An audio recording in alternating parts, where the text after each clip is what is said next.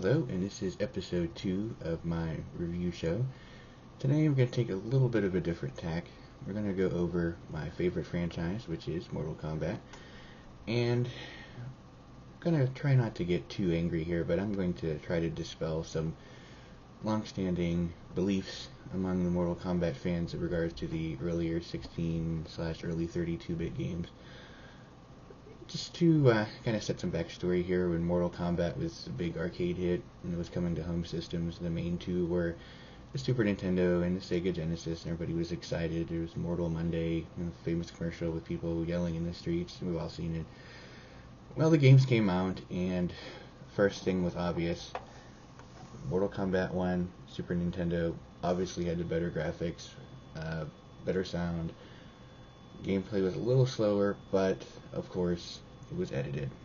The blood was turned into sweat that most people just used a Game Genie to turn red. It wasn't a big deal, but the main issue was some of the moves have changed. Most notably, the famous Sub-Zero spine remover fatality was turned into a freeze and shatter, which, as lame as everybody thought that was, actually ended up being his fatality in Mortal Kombat 2, which I always thought was funny. But yes, some things were changed, and a lot of people weren't happy about it. Honestly, I think some of the fatalities were actually made better. Johnny Cage's uppercut fatality, I always thought was kind of lame. The shadow kick through the stomach actually seemed a little more violent. Some things that weren't changed kind of cracked me up too. Ripping somebody's spine out was too much for Nintendo, but Scorpion setting them on fire and burning them to death, hey, yeah, that's fine.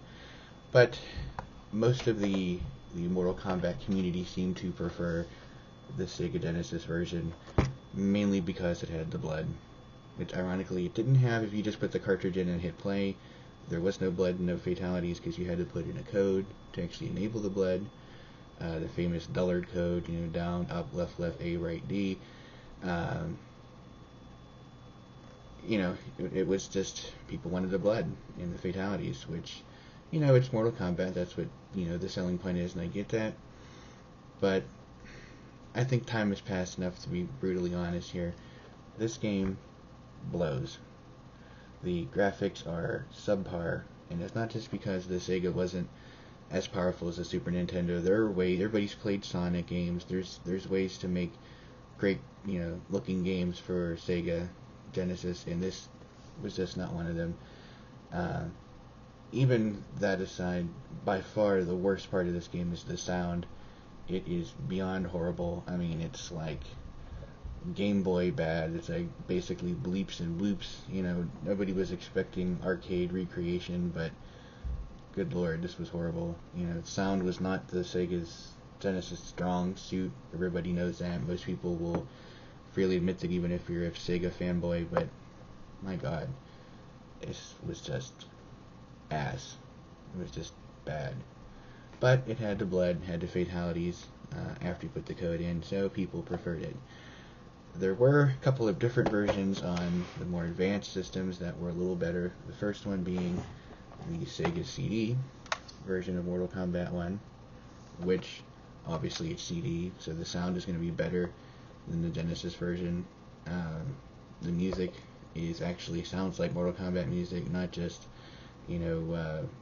Game Boy bleeps and bloops, so that's a vast improvement. The graphics are pretty much identical to the Genesis version because it was still attached to the Genesis and basically running all the graphics horsepower from the unit, so not much of an improvement there. Sound at least was better. Actually, all things considered, this isn't really a bad game. The loading times, I know Sega CD sometimes gets bashed for a lot of loading times. There's loading before the match starts. It's not that bad. I mean, there's certainly games out today that have a lot more loading time.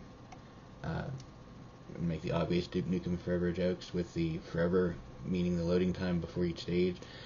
But yeah, I mean, it's actually, all things considered, is not too bad. I was just playing it the other day to prepare here, and it was a lot better than I remembered it. But the ironic part, the best version of Mortal Kombat, this would actually be Mortal Kombat 2, that came out on a 16/32-bit system, would probably be for the 32X, which I know if you're a fan of a lot of reviews like the Angry Video Game Nerd and other places like that. Everybody bashes the 32X, and it was ridiculous. Kind of an add-on.